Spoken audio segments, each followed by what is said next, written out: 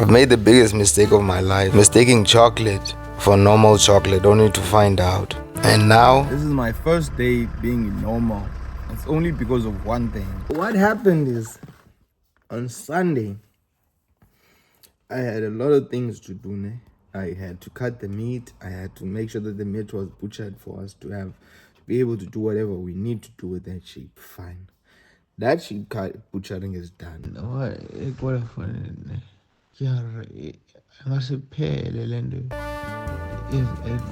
My biggest regret is that I shouldn't have taken the chocolate because now I've only found out they had THC. So when we were cutting the meat, we decided instead of waiting for them to finish cutting the meat, might as well get a few pieces of beef, get it fried, and while we wait, we eat. So by the time they finished cutting up the meat and butchering the meat, we're done. And in no time they were done. I left for home and we parted ways. But now, till now, I hadn't taken anything that was gonna mess with my mind.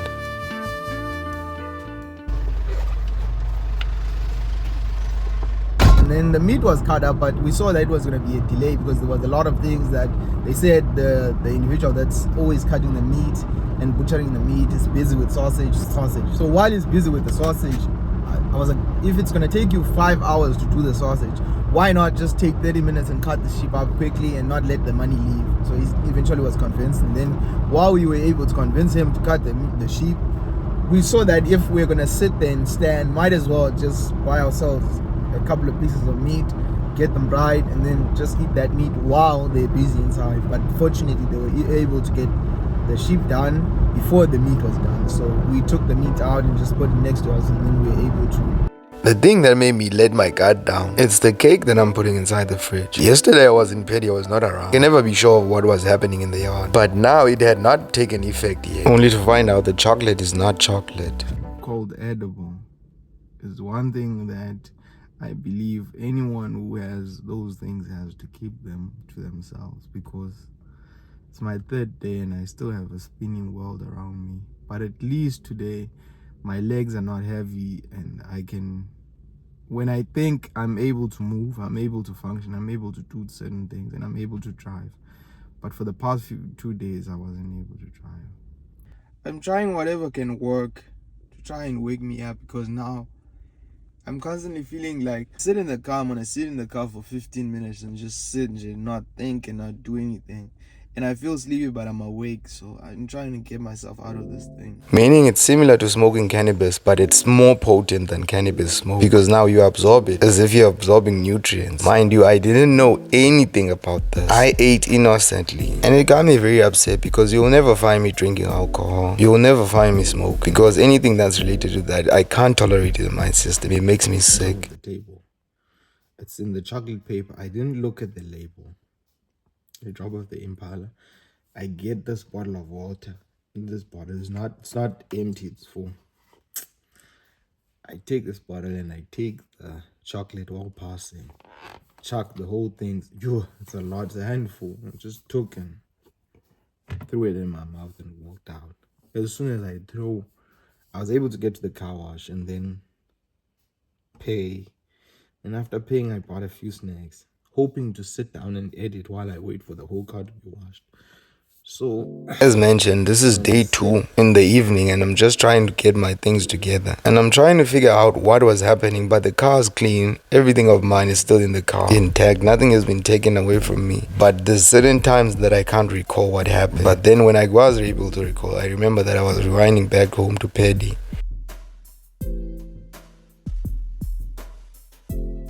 Nothing more, there's nothing less. I'm just going home and just on a routine route to go home.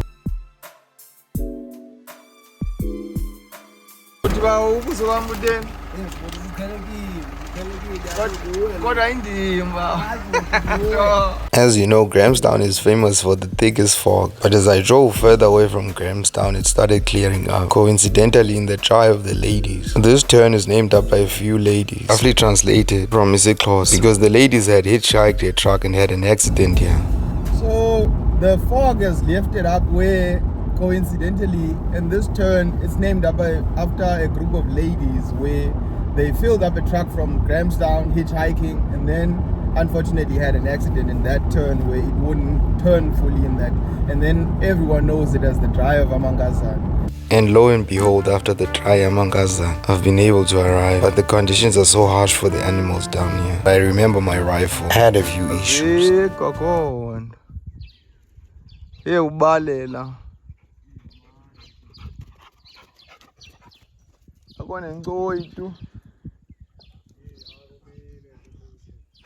As you can see, everyone is sober, it's hot, and there are no all-you-can-eat buffets. So might as well go out to my DIY shooting range that is way at the end of the village. I've been able to get the squib load. I had a squib load stuck in my barrel. Then I was able to take apart the rifle, take it to the gunsmith. The squib load he was able to take it out. I wasn't. So after taking it out, I've decided to put it back together, and then I'm trying to figure out if it's gonna shoot any different. And I've now double checked all the ammunition that there's no squib load. So I'm gonna put it together and try and shoot it now and see. Well, basically for me, I've had to learn reloading on my own. I've tried looking at every and any video, and that's how I eventually got an idea of how to do things. But the problem with that, not having someone that's experienced in it, you're gonna have to learn in a very expensive way. And that's how I got a bullet stuck. I had primed the case but no powder inside. And before I pulled the trigger, the primer went off, but the powder, there was no powder. So it pushed the bullet just far enough in the barrel, and it was stuck. But now my rifle is sorted and it's back.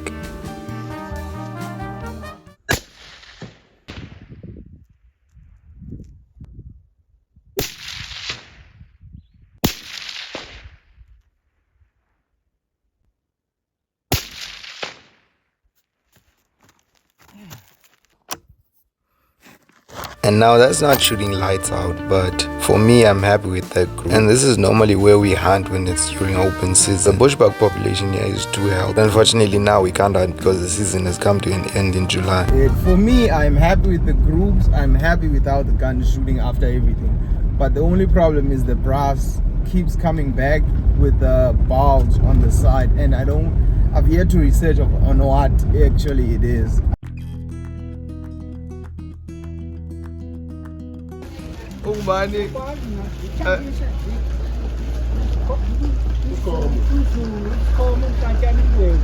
The second thing Grahamstown is famous for is having donkeys all over the town and everyone having an inclusive understanding of his clothes. But I wish that all my problems had an inclusive understanding, because on Monday...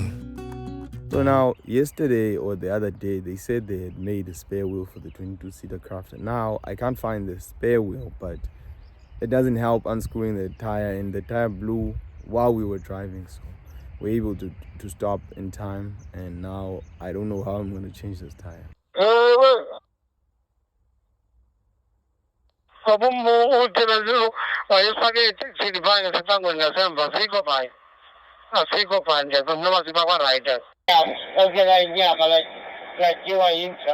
That means is that they say there's a tire in the back.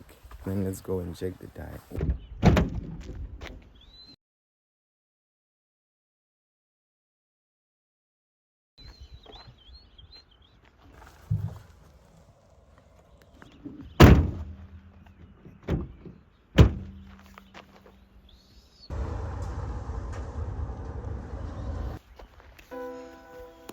As soon as we could figure out that we are not going to find the spare wheel, someone somewhere is taking the spare wheel out of the fleet and selling it somewhere. You can't make a spare wheel 3 days ago, 2 days ago, and now you can't find the spare wheel. I had to take the buggy and then go back to PE to make another spare wheel. Even the staff where we make the tires, they were actually shocked that we were here a few days ago making the same spare wheel. While in PE, stopped at the mechanic to check up on the progress on another crafter. What you doing? Me. Got Ford. Not reliable. What Ford is this? Now that means that my biggest problem is investigating and finding out, because the whole fleet has missing jacks and spare wheels, and that means they're being sold somewhere. Joe.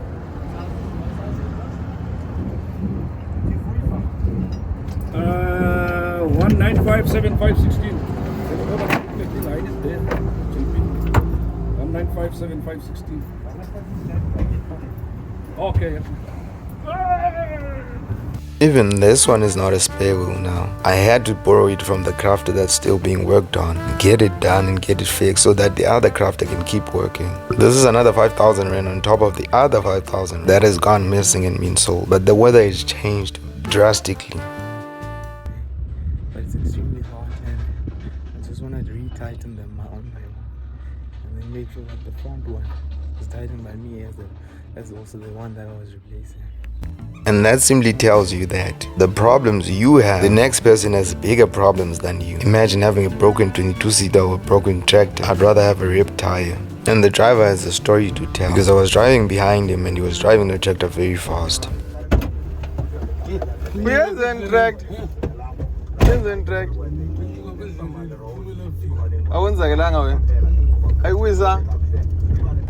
At least nothing is broken on his body. But as you know it, no day goes by without problems. And I feel this is why you don't buy a Polo. That is why you don't buy a small car. Don't buy a Polo, don't buy any other small car.